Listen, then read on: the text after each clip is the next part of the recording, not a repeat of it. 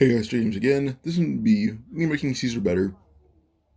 Movie 2, so to say. This is going to be Dawn of the Planet of the Apes. And we go to 10 years passing, and Caesar had a son who was named Blue Eyes, which I'm just realizing is named after his mother, who was named Bright Eyes. So, yeah. Now, all the apes with the ALZ 119, so to say, that's basically Caesar's DNA mixed with ALZ 113 and 112. All those apes have an IQ within the range of 130 to 155, which is really high if you don't know that. But there's a specific group that are around a little around 160. That's Rocket, Koba, Maurice, Buck, and Luca. Those five are all around 160. Shockingly, Caesar's ability to read, speak, comprehend, on top of having comprehend anything, but also having enhanced brain capacity, along with passive IQ increases. His IQ surpassed every human record possible of IQ. So, let's say we have the estimate of a human, smartest human in the world. Estimate I think his IQ was between 250 and 300. Caesar blows that out of the water. He's literally just that smart. His brain passively increases his IQ. And at double the speed it did in canon. So yeah, and he does speak fluently. He speaks clean, clear, fluent. He just keeps it short and simple because not all apes can speak. Well, actually, most of them can. They just don't because they all speak fluently and cleanly with sign language. Because a few of them just don't speak as often, so their words are spotty. If they know how to talk, they just don't know how to form. That's it.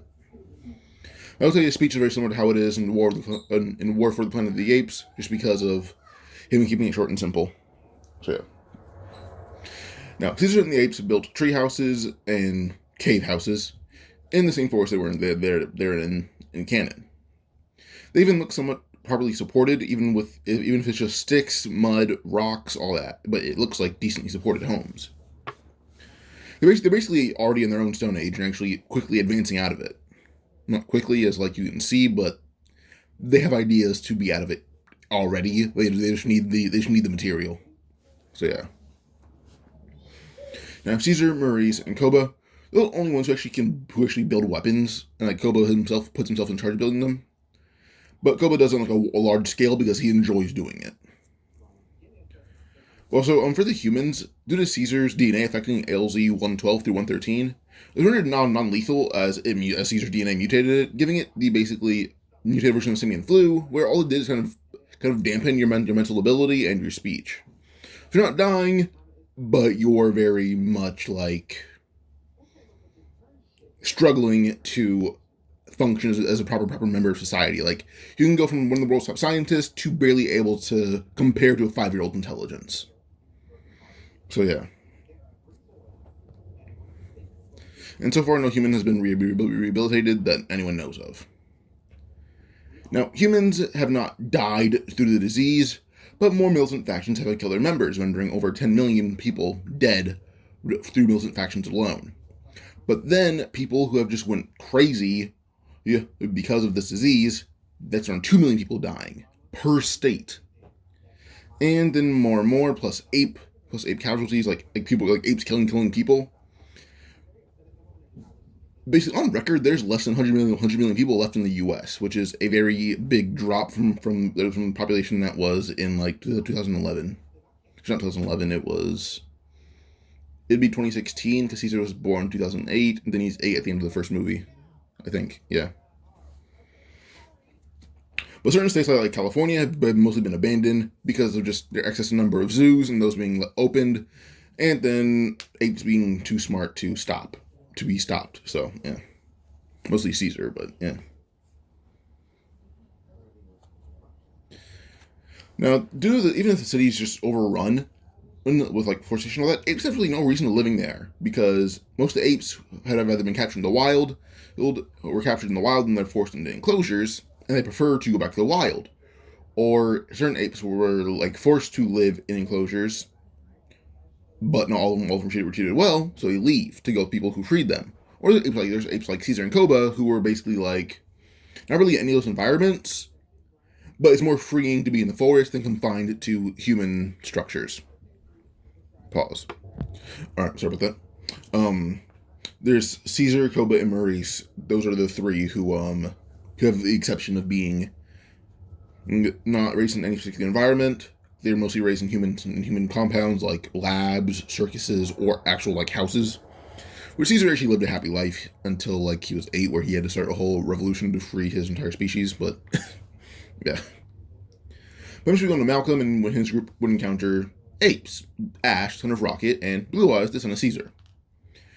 But when it comes to this, Ash actually trying to talk them down. He speaks very similar to how Caesar does in Planet of the Apes too. Like how he's like short. It's not really too clear, but you can kind of make out what he's saying if you focus. So yeah, very deep and brash. But Ash is speaking gently, trying to just make sure the humans don't shoot him or Blue Eyes. But Caesar kind of has a philosophy that's not based off of like. He also doesn't. He's smart enough to know that apes are strong together. He agrees with Maurice. That's stupid. Apes are stupid. At least with how smart he is now, everyone's stupid compared to him. Like, one episode of regular show where Mordecai and Ruby got so smart, regular English is gibberish to them. Caesar's not the level of smart, but he very much well knows that, like, certain things need to happen, even if it's another ape being killed by another ape. He knows it's bound to happen at some point, as he knows they will soon become like humans. Their brains are already far past that. Their bodies are just taking time to get there.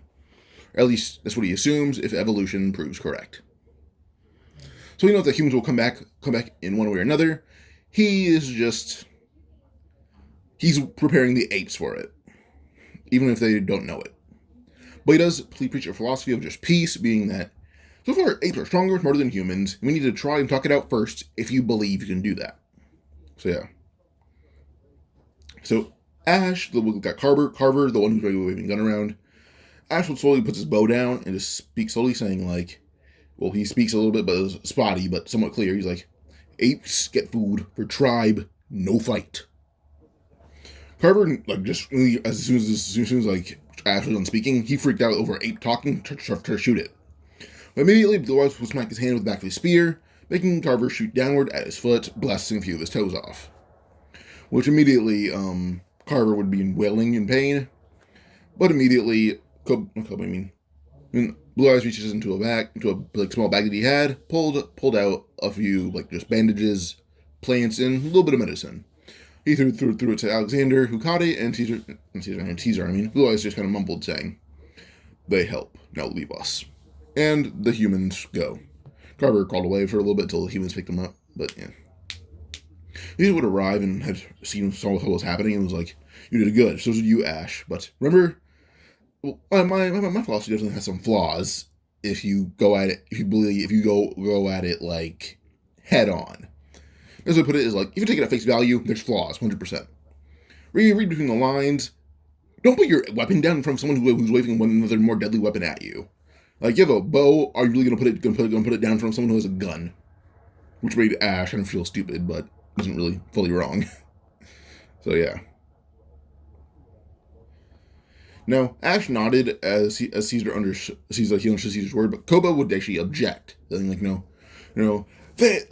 yelled like, they need to kill that boy. They need to be punished. Buck would just backhand Koba into a tree and then held him down. And Buck also speaks, but he doesn't really speak properly because he doesn't really want to speak. He prefers sign language. And Buck just kind of says, yell at our leader. As Koba is painting, trying to get Buck's elbow out of his sternum. So yeah, like Buck has a good vocabulary. He doesn't place the words in the right positions. So yeah. Pause real quick. Sorry about that. I ate dinner, but now it's finally cooled down. I'm trying to just finish recording this while I eat. That's before. Buck's vocabulary is strong. Actually, most apes are. Most apes' vocabulary is actually good, but due to them lacking like experience speaking. The way I put it is that, have you ever met someone who can read and write in a language, but they just can't speak it? I have a friend who can do that with Arabic. Like, he can read, write, all that. He cannot speak it at all. Like, he is horrible. But, the only thing I've actually heard him say in Arabic is actually just curse words, which, fair enough. But, yeah, basically all that is more or less just, they can read, write, all that in English, they can understand it, they just cannot speak it properly. They know what they can say, they should know how to form it properly in the brain. So yeah. But eventually they do go to the human stronghold to go, like, make the same message they did in the original story. But they have much more refined weapons. They have refined bows, good spears, stone swords, hatchets.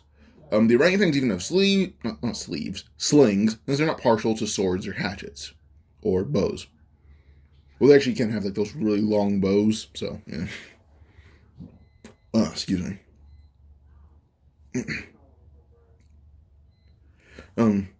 Caesar, Koba, and Rocket have unique weapons, though.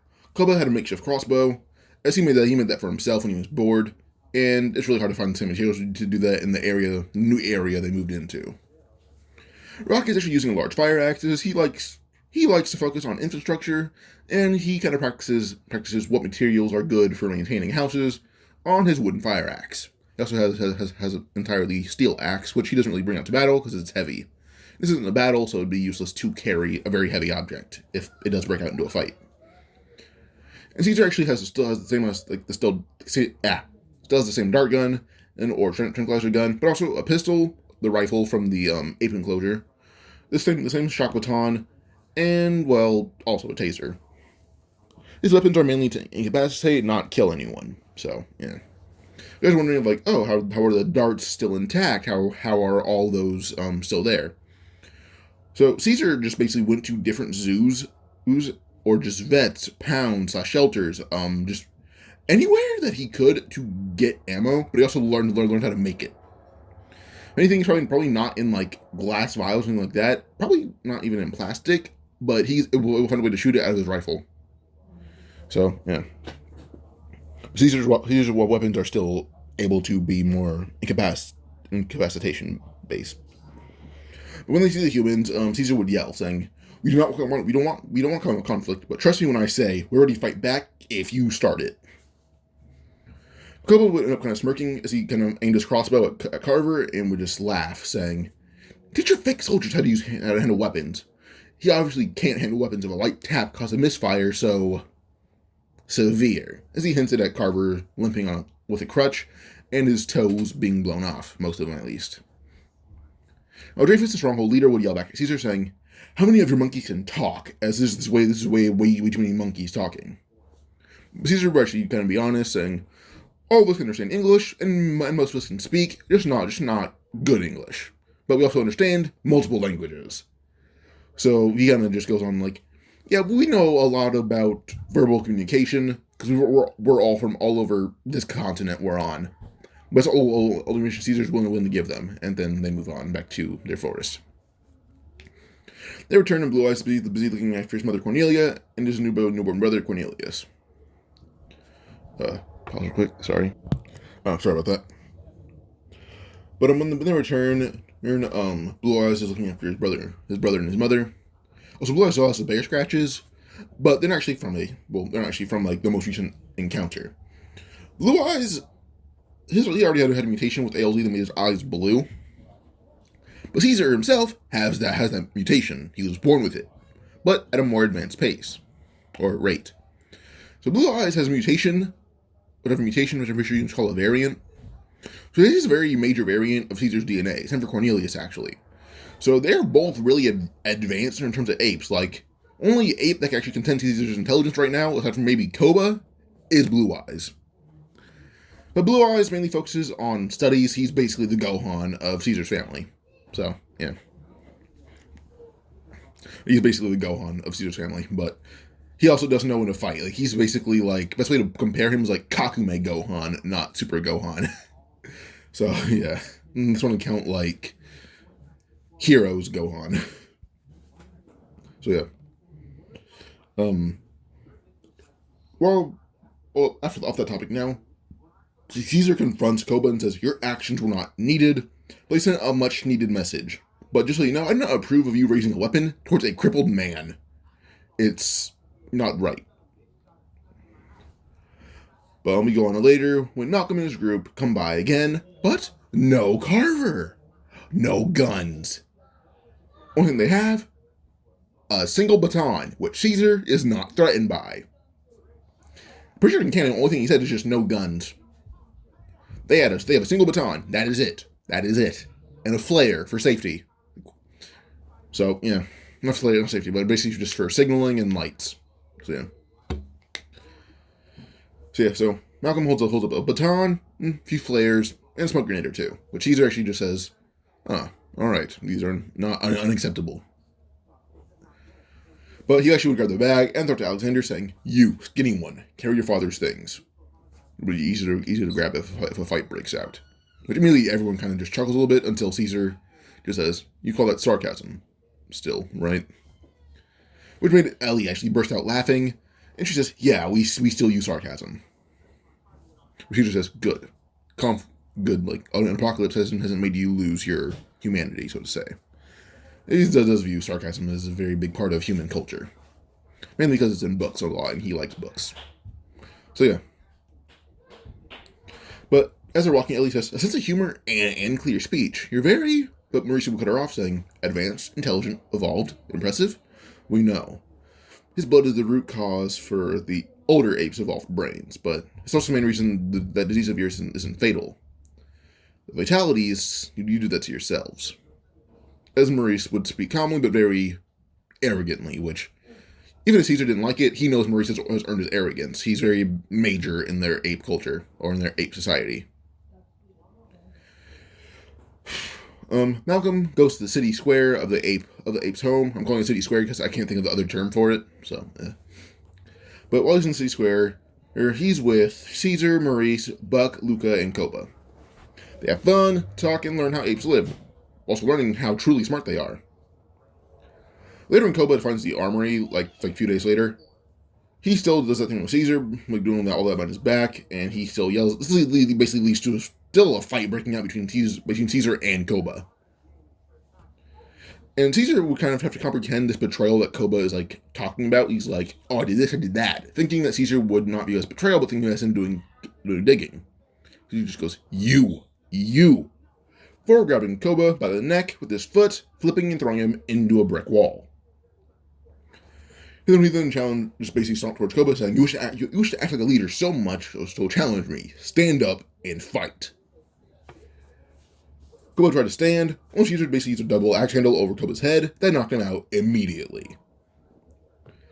He then just pointed at Luca, saying, "You, drag him home." And Buck does as told. Not Buck, Luca does as told. This Luca is more like, honestly, Buck's alive, Luca would not be needed. I don't mind it. I don't mind this being like Luca could possibly be Buck's son or something. I don't mind that idea of this for this story of Luca being just Buck's son. So yeah. Pause. Sorry. All right. Sorry about that. Later when Koba gets back, or is back at the ape town, he does have a small headache, but he still has leave to go to the armory, kills the 2 guards, and takes all the weapons he can. Then over the next few days, Malcolm and his family are in the city square for the apes, having a small party for Cornelia being healed from her postpartum fever by Ellie and some actual ape doctors. But Koba still does his usual thing, starting a fire, but using the flares of the humans, but then would shoot Caesar right in the shoulder, trying to aim for the chest, but he missed. Now nobody knew about Koba's guns, so everyone immediately assumed human ambush. Maurice immediately knew the truth, as he knew humans were nowhere nearby, aside from the ones they had in the village who were with him, but he immediately would look at Luca, and he'd just kind of jerk his head in a certain direction as Luca would grab the humans and go that exact way. And then Buck goes with them, immediately kind of like Buck yelling, find fire, telling them, where to find the source, like telling them to find the source of the fire. But as he's doing that whole freak out, Luca is actually evacuating everyone's attention is drawn to Buck. So Luca is getting humans out of there, Buck's attracting the attention, which actually annoys Koba like hell. But immediately, as soon as he tries to make that obvious, that Buck's a distraction, immediately he sees like Rocket behind him, and he immediately knows that if he says anything, Rocket will definitely kill him. He knows Rocket will kill him. So, yeah. Because Koba, he may be smarter, but Buck, Luca, Maurice, and Rocket is on a group he wants to fight. No one actually does. The only person who thinks he could actually take them down, even if they were combined, might just be Caesar, because everything they know about battle, he taught them. Everything every ape knows about fighting, Caesar taught them. Even Koba, mostly. So yeah. But Koba assumes leadership of the tribe. Well, on their way out, Luca, taking a whole different route than Canon, would actually be able to find Caesar almost immediately and leave with him. So, yeah. Now, Koba leads the army of San Francisco. When apes like Ash are getting unsure of him, instead of killing him, Blue actually interjects immediately, saying like, "Hey, he's using a bit more logic." So when Koba tried to throw Ash few stories down, immediately Blue Eyes able to talking down for a bit, and like Koba's like, "I'm showing everyone an example of what traitors look like." It wasn't time for Blue Eyes to immediately just leap, using his father's dart rifle and smashing over Koba's head as hard as humanly possible. So immediately as soon as Koba would actually drop Blue Eyes, drop Ash, actually able to lash him to a railing, swing around, and just nail Koba in the chest with basically a double kick, sending him flying. But immediately, as soon as Koba caught his foot, he just roared at all the apes, kill them all! The Blue Eyes tries to fight them all for Ash to recover from a slightly traumatic experience. But immediately, Ash just dives to Koba's gun, means firing at the apes, killing two of them. But the rest of the apes hid, and then Koba would immediately get up trying to fight, only for Ash to run by, picking up Blue Eyes and the slightly bent the dart rifle of Caesar's. And as he escapes, he hears Koba yell, saying, "An ambush attack of the cowards!" Just cowardly, as he just roars and howls like an actual chimp. Going a bit primal, if you were to say. But eventually, we go back to the humans plus Luca, and Caesar's kind of mumbling directions that Luca isn't hearing too well. But Alexander, who's walking with the bag of flares and a baton, and he's able to hear it and able to tell everyone which way to go, according to Caesar. But they eventually get to a house where there's tons of spikes in the front yard, which is odd. We also see a bunch of bones and, they belong to apes and humans. But they hear Caesar shuffling a little bit, or they see him shuffling until he just lets a roleplay just roar. The door opened immediately, and we'll walk out holding on a single crutch, aiming a 44 Magnum at the head of Luca immediately. But Caesar would immediately just hold out one hand, waving to Will to put the gun down. Will does so, but he would mumble very incoherently and just say, "Get him, couch." And he struggles to aim his finger out at the couch. Everyone does just that, getting Caesar onto the couch, and Caesar already patched up his own wounds a little bit with a few plants. Ellie's just fixing it. Or finishing up the rough job that Caesar did on his own, which he even commended him for doing while he was mostly unconscious. So yeah. But even Will comes out being to help Caesar and Ellie. Or help Ellie heal up Caesar. Caesar himself, what he did was mainly disinfect it and stop the bleeding. Also kind of stuff it a little bit. Ellie kind of took out the gauze that Caesar had in the camp that he was able to snag on their way out. But Will actually has a lot more medical gear and science gear in general, so he took it all from Genesis. So yeah. While Caesar was asleep though, Malcolm left to go find the Caesar loyalists with Luca, leaving Alexander and Ellie with Will. But Ellie would talk to to Will and says, "You talk very raggedly and you limp. Is it an injury?" Will would shake his head and just say, "Simian flu." Which surprised Ellie, saying, "How? It's supposed to render your intelligence too low to even speak, properly function, let alone as a somewhat competent doctor." Will kind of just sigh, saying, "More like a nurse, girlfriend." As he references his now deceased girlfriend who had been killed for catching simian flu. Which it wasn't him, but someone they were giving shelter, and then Will killed them for killing his girlfriend. But Will ends up pointing to Caesar, and immediately would make an AI voice saying, "His blood made the variant of the simian flu. The strain was originally supposed to be fatal, but when I realized that, well, his DNA fixed it. His DNA made it non-fatal, but majorly mutated into, what you see happen to me." And he actually mentioned that he has a somewhat synthesized cure. It could use a bigger lab since electricity to his house is barely functional because society's collapsing. It's hard to afford. But he said that what he could do who is able to make a small vial that he was able to inject into himself, and well, here he is able to somewhat properly talk. But when he did try to cure someone else, they did shoot him in the knee, which crutch. It's healed by now, but well, mostly healed, still kind of stitchy and all that, and somewhat healing. But he does need a crutch because some people aren't really as rageful as they should be. But on to Malcolm. He found Ash who's carrying Blue Eyes to Caesar. Well, not to Caesar, but just to safety. And Malcolm mentioned that Malcolm was able to ask Ash, can you read? Ash nodded. Immediately, Malcolm wrote down the address. Then told Koba to look out for the signs and then the numbers on houses. He'll get there. But he does tell Koba, tell Ash it's pretty close. So with this, Buck also able to change the sudden color of the house in sign languages. Luca goes his own direction. But yeah. Now, when Blue Eyes does see his dad, he does get a little bit defensive around Will and Ellie. Pause one more time. Sorry. Okay, back. So Blue Eyes is a bit defensive around Will and Ellie until Will kind of just does the sign language for father and points at Caesar.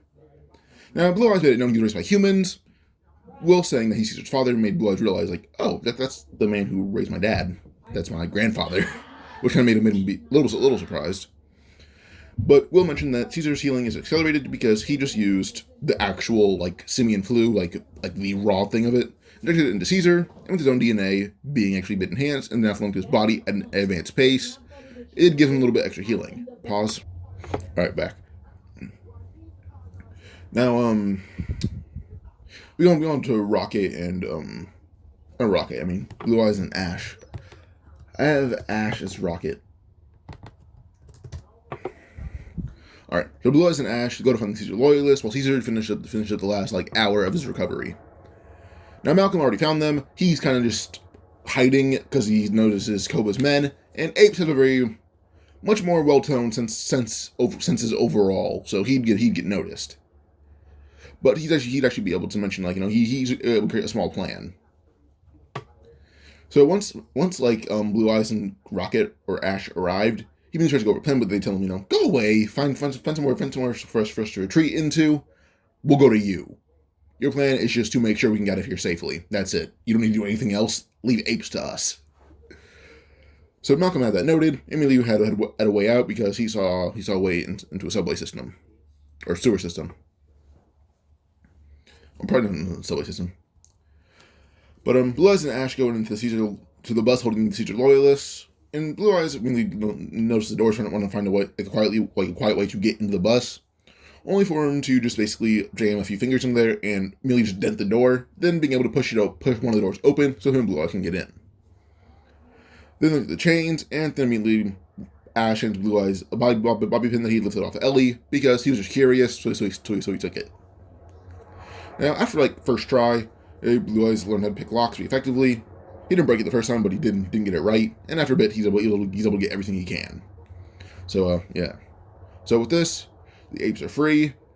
And when they got out of the bus, they actually had a plan to defeat most of Caesar loyalists, or at least get their attention and defeat them while they're distracted on only a few apes. Luca's plan was hey, I can flip the bus. Rocket, take that gun from Ash, fire at the apes, or fire at Koba's apes. Everyone else can retreat, and Buck, see if you can throw rocks at them using Maurice's sling. No one really nodded, but they kind of just grunted. And when they're out of the bus, Luca ends up flipping it, and Rocket fires at Koba's coalition. Instead of Buck firing large rocks with a sling, he ended up ripping off basically the entire back of the very much rusted bus, and uses it as a battering ram, slamming into all of Koba's coalition. And the last one who tried to roar, Buck slams it straight onto his mouth, severing his head where it was. Ending that ape's existence. So, yeah. Now back at Caesar's house, or at Will and Caesar's house, Ellie had an address that she got from Malcolm. Malcolm just kind of he ran by, then ran back. Caesar, knowing how to read street addresses, he's able to make his way to the sewer or subway system, pretty sure subway system, to regroup with all the apes. And Will has a plan of just like, hey, or wait, Will goes with Caesar, by the way. Will and Caesar are able to more or less have a plan of like, or Will and Malcolm, like, we can track the humans for long enough for Caesar to beat Koba, which Caesar just says, I can do it in 5 minutes. Give me that. Which will take more than 5 minutes to just climb there, but the fight between him and Koba will take probably even less than 5 minutes. So yeah. But the distraction begins with Mal coming out saying, hey, like Dreyfus, come here, like not come here, but don't fire at me. Brings out Will, who mentions like, I'm a scientist, I helped originate the simian flu, I also have the only known cure to it. As Will's not really speaking properly, but he says, I have cure for simian flu. He's going so quietly to the point where no one can really tell that he's not forming sentences properly. And immediately, Dreyfus is like, what's his problem? And Malcolm says, he's not really here voluntarily. I kind of just heard scientists and simian flu and yanked him here. So that's good initiative. I'm trying to force Will to sit down, but knowing that Will was like, knowing that Dreyfus had his back turned, immediately Malcolm yanks out a baton, smacking both of Dreyfus' guards over the head. And when Dreyfus runs to see what's going on, he gets just a magnum put into his mouth. Not that way. Just not that kind of magnum. But there's a gun, there's the barrel of a gun in his mouth. And immediately he just sits down, and Will he's ready to fire.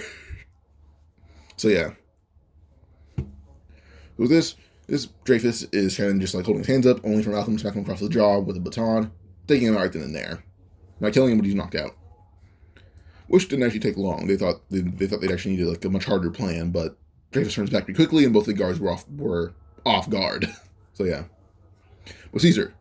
Him and his loyalist plus his son, who's not really a loyalist, that's just his son, so he's loyal to his father, who's raised him properly. But then getting to the top of the tower, and Koba ends up just hearing grunting until he sees Caesar, who just yells, Koba, I seek my title back. I'll beat you for it, you damn traitor. There's obviously Caesar's arms bandaged up, or at least his shoulder is. Koba would smirk, and he gets ready to fight. Immediately, Caesar beat his chest, roaring. A few gorillas did the same thing. But no, Koba tried to do it. Caesar was just running and dropkicked him right in the chest, sending Koba flying. But as soon as Koba tried to get back on his feet, he just slammed right into an unfinished concrete pillar, making it crumble on top of him. Caesar was able to catch it and just throw it clean to the side, just roaring like a wild animal at Koba. Koba tried to just charge Caesar one more time, only for him to fall to his knee, holding his head. Then get a very small flashback. 2 blue eyes hitting Koba over the head, full force, with a gun. Koba is definitely concussed, plus head injury not too long ago, but like a few days ago, from him fighting Caesar once more and getting a double axe handle over the head. He already had a concussion from that, and then he had enough damage not long after to get another concussion. He's double concussed. So, if Caesar hitting him isn't going to kill him, brain damage is. May not be immediately, but he's going to get brain damage. But as soon as Kobo started wobbling, Caesar was charging him, landing haymaker after haymaker, just roaring, just continuously roaring. But when Kobo hit the ground, barely not even able to stand, he would just mumble out a few words saying, "You care for humans more than apes." But Caesar roars, pointing at the hypocrisy of that statement. His sons are apes, his wife is ape, his best friends are ape. His most trusted allies were apes. Koba fell into 2 little categories. His best friends and most trusted allies. They were apes. He loved Koba more than humans. Saying that he was even raised by one who he loves dearly, but not as much as someone like Buck Maurice. Even Koba until recently. Really made Koba's eyes widen a little bit. But Caesar kind of yells saying, "But you were just no better than the vermin we hunt, the vermin we fight against. You're no better than the humans."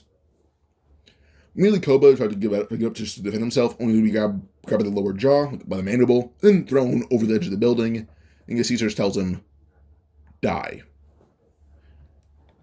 Now with this, Malcolm and Will leave the subways with the equipment, and Will retreats back to the house after saying goodbye to his son and his grandkids. He also did meet Cornelia and all the other apes before he did that, though. And Malcolm becomes the new leader of the human stronghold after Dreyfus is forced out.